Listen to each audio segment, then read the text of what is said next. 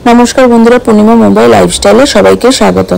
आज के ठाकुरेर आशीर्वाद निये और बाबार आशीर्वाद निये आज के दिन शुरू करलाम, केनना आज के मामामार बाबानेर बार्थ दिन। एदिके सकाल सकाल रान्नाघरे चले एसेछि, सब रान्ना बान्ना बसिए दिएछि। प्रथमे पायेसटा बसिए दिएछि, बसिए এখন প্রায় বলতে গেলে পায়েসটা হয়েও গেছে। আর এই ফাঁকে পায়েসটা হতে হতে এই ফাঁকে কিন্তু আমি চলে গিয়েছিলাম বাজারে। বাজার থেকে গিয়ে বাজার করে নিয়ে এসেছি মাছ, মাংস, কাতলা মাছ, মাংস, চিংড়ি মাছ এগুলো নিয়ে এসে এদিকে কেটে বেছে ধুয়ে রেডি করে নিচ্ছি আর তাড়াতাড়ি করে নেব বলে। আর এদিকে সব রান্না বান্না কিন্তু মোটামুটি বসিয়ে দিয়েছি, টোটাল বলতে গেলে হয়েই যাচ্ছে। আজকে রান্না বান্নাটা কিন্তু তাড়াতাড়ি করে হয়ে যাচ্ছে। বলে গেছিলাম একটু সবকিছু পায়েসটা একটু দেখিস, আমি বাজারটা সেরে আসি। আর এদিকে কিন্তু বলতে গেলে রান্না বান্না প্রায় কমপ্লিট হয়ে গেছে।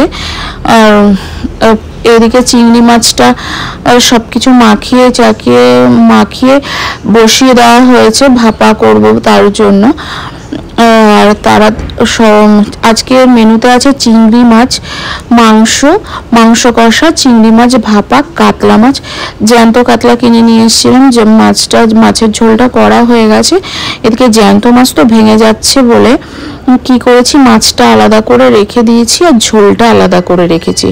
আর মামামের বাবানের জন্য এটা তুলে রেখেছি।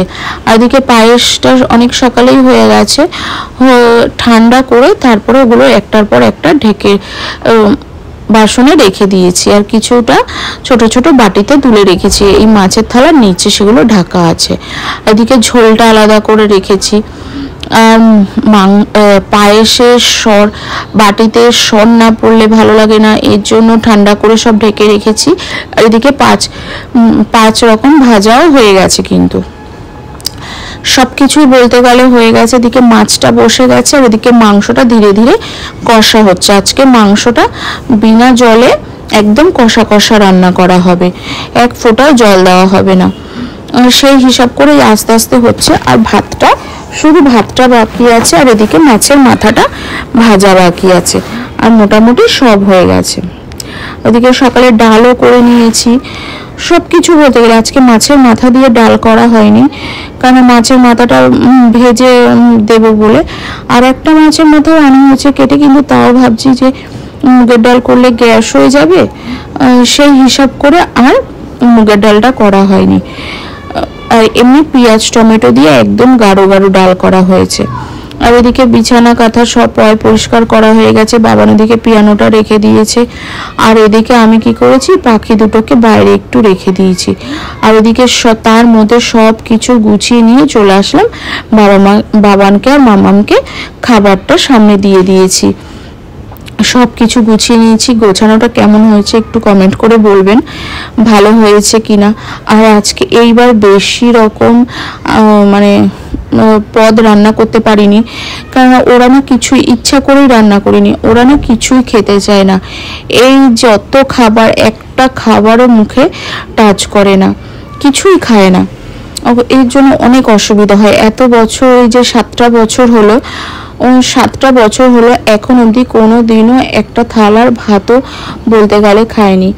কিছু এখান থেকে একটু ফটো তুলে একটু সবার আশীর্বাদ নিয়ে গিফট নিয়ে উঠে চলে যাবে। এবার তো তার বাবানকে বসানো গেছে। প্রত্যেকবার বাবান ওই সামনে অত খাবার দেখে ও বসতেও চায় না, যে ওকে যদি জোর করে খাইয়ে দেয় সেই হিসাব করে। আর এদিকে ওর বাবা গিফট নিয়ে এসছে বাবানের জন্য গাড়ি আর মামামের জন্য ডল।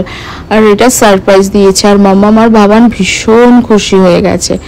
আর এদিকে বাবাও চলে এসছে। বাবা ওদের জন্য জামা প্যান্ট নিয়ে এসছে, জামা প্যান্টটা ওদেরকে দিয়ে দিচ্ছে। বাবানকে বলছে ভালো হচ্ছে, বললো হ্যাঁ ভালো হয়েছে। আর মামাম তো ডলটা পেয়ে ভীষণ খুশি হয়ে গেছে, বারবার করে দেখছে। আর ও ভাবছে কখন ওকে একটু খুলে ওর হাতে নেবে। আর বাবা ওদিকে মামামকে জামা দিচ্ছে, বলছে কালারটা ভালো হয়েছে, বলছে হ্যাঁ ভালো হয়েছে। আর এদিকে ও কিন্তু একটা ফ্রক, একদম লং ফ্রক ড্রেস পরিয়েছি গ্রাউন্ড টাইপ, কিন্তু ও না ওগুলো পছন্দ করে না অতটা। অনেক কষ্ট করে ওকে বুঝিয়ে বাজিয়ে পড়ানো হয়েছে। ওর লং ড্রেসগুলো কিনলে না কিছুই পরতে চায় না, অনেক অসুবিধা করে, বলে আমার গা কুটকুট করে, আমার গরম লাগে, এই বলে কখনো পরতে চায় না। এই যে পাঠা ও সব জামা কাপড় গুটিয়ে গাটিয়ে বসে পড়েছে। মানে 3টে জামা এগুলো বাবা দিয়েছিল, 3টে ড্রেস। ভেবেছিলাম একটা ড্রেস জন্মদিনের দিন পরাবো, একটা বিকেলে কেক কাটিং এর সময় পরাবো, আর একটা স্কুলে বার্থডে হবে তখন পরাবো। স্কুলে তো পরিয়েছিলাম, সেটার ফটো তোলা হয়নি পরে। আর এদিকে মাও চলে এসছে। মা এসে বাবানকে আর মামামকে একটু পায়েস মিষ্টি মুখ করাচ্ছে, কারণ আর বাবান তো খাবেই না, বলছে আমি খাই না। ও সত্যি পায়েস খেতে চায় না, খায়ও না, ও মিষ্টি জিনিস অতটা পছন্দ করে না। মানে ইদানিং একটু লাড্ডু বাগারা খায় ওই, কিন্তু পায়েস বলুন কিছু বি বলুন ও সব কিছু খায় না।